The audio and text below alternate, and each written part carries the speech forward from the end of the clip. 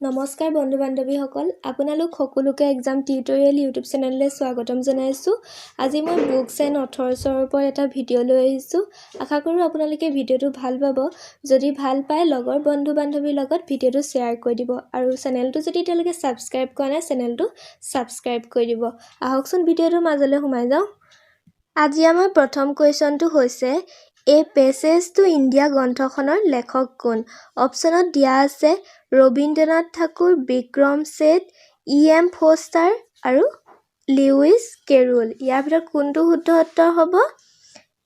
M Forster. অৰ্থাৎ A Passage to India গ্ৰন্থখনৰ লেখক কোন? M Forster. এতিয়া আহিছোঁ ২ নম্বৰ কুৱেশ্যনটোলৈ। ২ নম্বৰ কুৱেশ্যনটোত কোৱা হৈছে এ চুইটেবল বয় গ্ৰন্থখনৰ লেখক কোন? অপশ্যনত দিয়া আছে মহাত্মা গান্ধী, ৰবীন্দ্ৰনাথ ঠাকুৰ, বিক্ৰম ছেঠ আৰু লিউইছ কেৰোল। ইয়াৰ ভিতৰত কোনটো শুদ্ধ উত্তৰ হ'ব? বিক্ৰম ছেঠ। অৰ্থাৎ এ চুইটেবল বয় গ্ৰন্থখনৰ লেখক হৈছে বিক্ৰম ছেঠ। এতিয়া আহিছোঁ ৩ নম্বৰ কুৱেশ্যনটোলৈ। ৩ নম্বৰ কুৱেশ্যনটোত কোৱা হৈছে ৰবিনছন ক্ৰুছো গ্ৰন্থখনৰ লেখক কোন?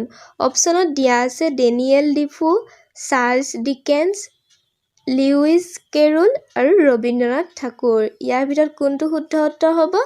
Daniel Defoe. অৰ্থাৎ ৰবিনছন ক্ৰুছো গ্ৰন্থখনৰ লেখক হৈছে ডেনিয়েল ডিফো। এনেকুৱা ধৰণৰ প্ৰশ্নসমূহ আপোনালোকৰ প্ৰতিটো পৰীক্ষাতে অহা দেখা যায়, গতিকে আপোনালোকে এইবোৰ মনত ৰাখি থ'ব। এতিয়া আহিছোঁ ৪ নম্বৰ কুৱেশ্যনটোলৈ। ৪ নম্বৰ কুৱেশ্যনটোত কোৱা হৈছে আনন্দ মঠ গ্ৰন্থখনৰ লেখক কোন?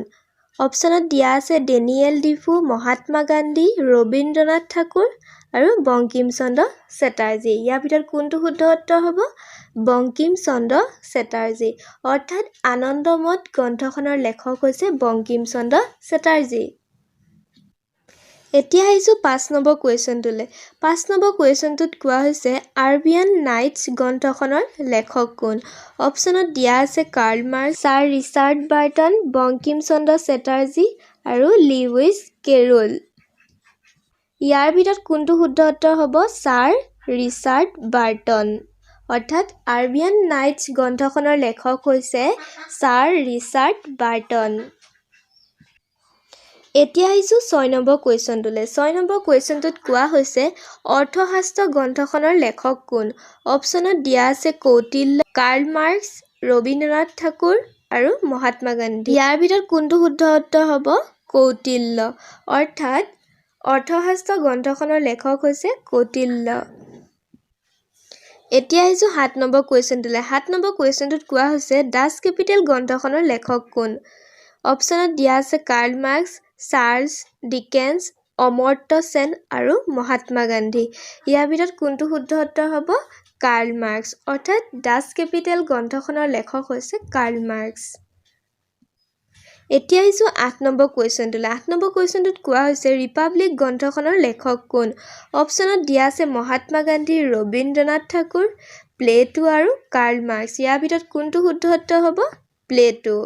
অৰ্থাৎ ৰিপাব্লিক গ্ৰন্থখনৰ লেখক হৈছে প্লেটো। এতিয়া আহিছোঁ ৯ নম্বৰ কুৱেশ্যনটোলৈ। ৯ নম্বৰ কুৱেশ্যনটোত কোৱা হৈছে মেঘদূত গ্ৰন্থখনৰ লেখক কোন? অপশ্যনত দিয়া আছে অৰবিন্দ ঘোষ, কালিদাস আৰু উইলিয়াম শ্বেক্সপিয়েৰ আৰু কাৰ্ল মাৰ্কছ। ইয়াৰ ভিতৰত কোনটো শুদ্ধ উত্তৰ হ'ব? কালিদাস। অৰ্থাৎ মেঘদূত গ্ৰন্থখনৰ লেখক হৈছে কালিদাস। এতিয়া আহিছোঁ ১০ নম্বৰ কুৱেশ্যনটোলৈ। ১০ নম্বৰ কুৱেশ্যনটোত কোৱা হৈছে ৱেল্থ অৱ নেশ্যন গ্ৰন্থখনৰ লেখক কোন? ইয়াত অপশ্যনত দিয়া আছে Adam Smith, Karl Marx, Rabindranath Thakur আৰু মহাত্মা গান্ধী। ইয়াৰ ভিতৰত কোনটো শুদ্ধ উত্তৰ হ'ব? Adam Smith. অৰ্থাৎ ৱেল্থ অৱ নেশ্যন গ্ৰন্থখনৰ লেখক হৈছে আডাম স্মিথ। আশা কৰোঁ আজি ভিডিঅ'টো আপোনালোকে ভাল পালে। যদি ভাল পালে তেন্তে আপোনালোকে লগৰ বন্ধু বান্ধৱীৰ লগত ভিডিঅ'টো শ্বেয়াৰ কৰি দিব আৰু চেনেলটো যদি এতিয়ালৈকে ছাবস্ক্ৰাইব কৰা নাই চেনেলটো ছাবস্ক্ৰাইব কৰি দিব। আজিলৈ আহোঁ, ধন্যবাদ।